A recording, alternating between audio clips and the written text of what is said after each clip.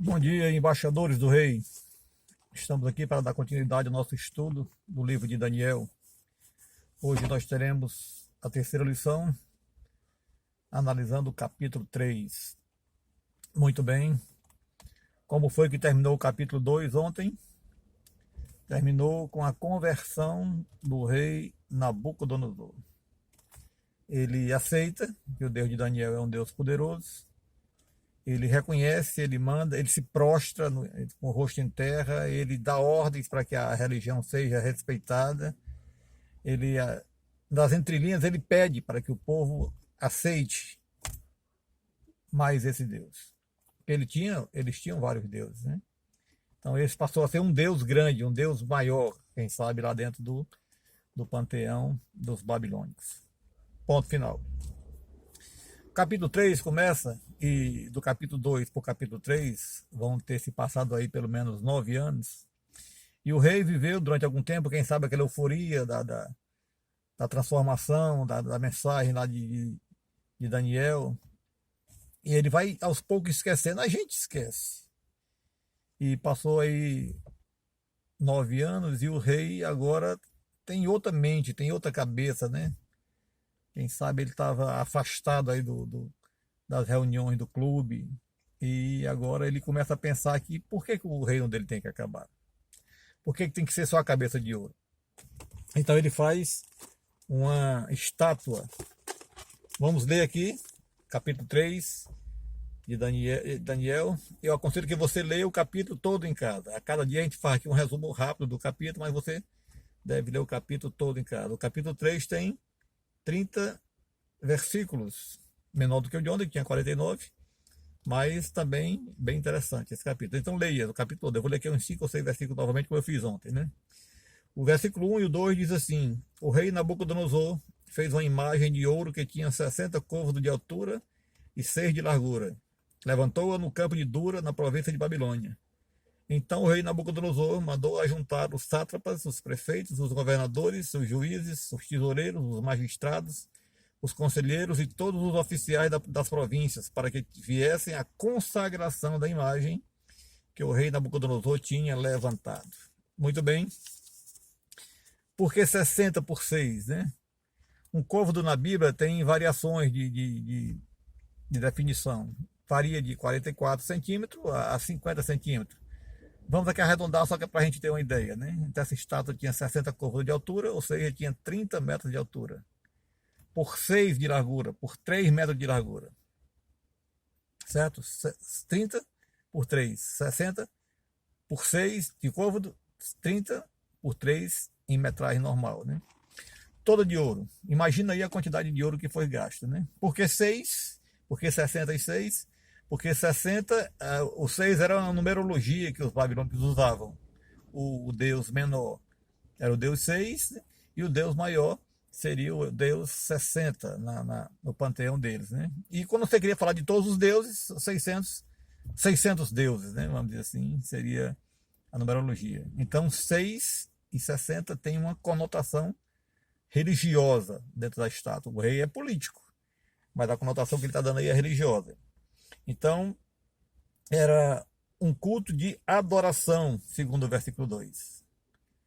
Aí a união do Estado com a religião. Então eles fazem um culto, chama todo mundo, os importantes chamam todo mundo do comum, mas aqui dá destaque aos importantes. Então foi feito esse culto de adoração. O versículo 4 e 5 diz o seguinte: o arauto apregoava em alta voz, e ordenava-se a vós outros, ó povos, nações e homens de todas as línguas. Para todo mundo.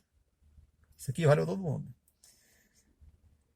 No momento em que ouvirdes o som das trombetas, dos pífaros, das harpas, da cítara, do saltério, da gaita de fole, de toda sorte de músicas, vos prostrareis e adorareis a imagem de ouro que o rei Nabucodonosor levantou. Então tinha uma ordem agora, né? E o versículo 6 diz, completa a mensagem: qualquer que não se prostrar e não adorar será no mesmo instante lançado na fornalha de fogo ardente. Não vai ser expulso da igreja, não vai ser disciplinado, não vai deixar de ter cargo, não vai sair do clube de bravadores. Vai ser morto.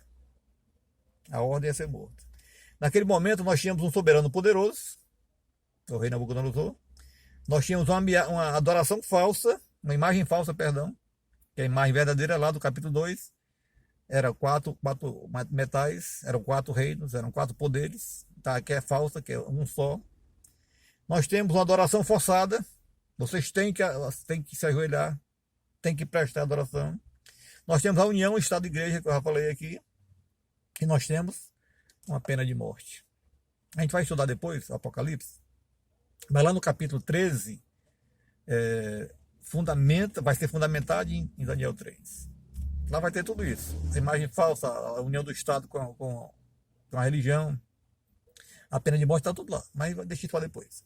Então nós temos tudo isso aqui. E foi feito isso. Foi dado o sinal e foi tocado os instrumentos. E diz que toda a multidão se ajoelhou e adorou a estátua. Menos 3. Um tal de Ananias, Misael e Azarias. Ou Sadraque, Mesaque e Abednego. E foram lá e disseram para o rei. Rei, pessoal lá, aqueles cativos de Judá, aqueles caras que você valoriza, rei, que deu cargo para ele, deu função para ele, não estão nem aí para ti.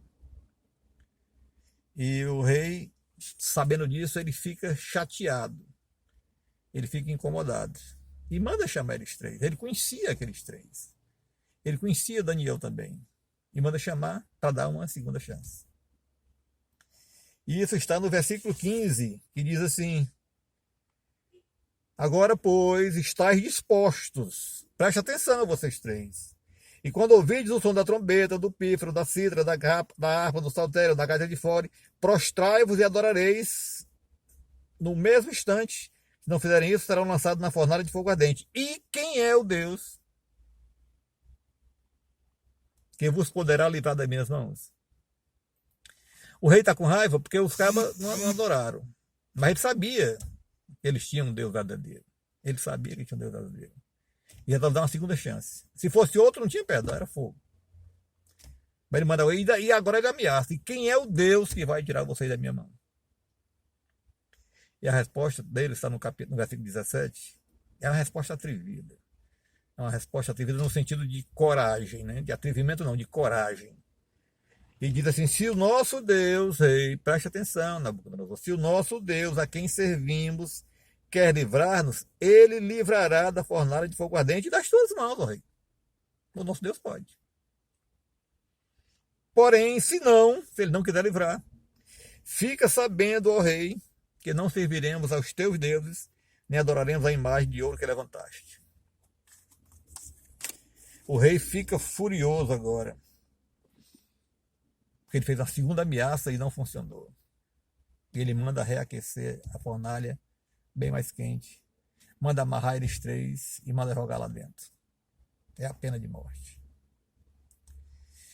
Só que ele dá uma olhadinha depois, com calma, e vê que tem 4 pessoas. Ele diz: espera aí, vem cá, minha vista está meio complicada, ou tem 4 pessoas lá dentro? E um parece que é filho de Deus, filho dos deuses. E ele manda sair agora os 3 jovens da fornalha de fogo ardente. E diz o texto que você vai ler depois com calma: nem um fio de cabelo dele foi queimado. Nem um fio de cabelo. E aqui no momento do final do livro, versículo 17 e 18, que a gente já leu, declara que eles eram fiéis remanescentes. Fiéis remanescentes. E no versículo 29 tem agora uma nova conversão. Ele se converte no final do capítulo 2, o rei Nabucodonosor, e agora converte de novo. Versículo 29 que diz assim: portanto faça um decreto, diz o rei Nabucodonosor, pelo qual todo povo, nação e língua que disser blasfêmia contra o Deus de Sadraque, Mesaque e Abednego seja despedaçado e suas casas sejam feitas em monturo, porque não há outro Deus que possa livrar como este. Muito bem. O nosso tempo esgotou, o tempo de hoje, aliás, eu passei um pouco do tempo, passei 1 minuto, quase 2 minutos. Mas a lição aqui do capítulo 3 é fidelidade. Desbravador, você precisa ser fiel nas pequenas coisas, para que você possa ser fiel nas coisas grandes. Que Deus abençoe e nos dê um bom dia.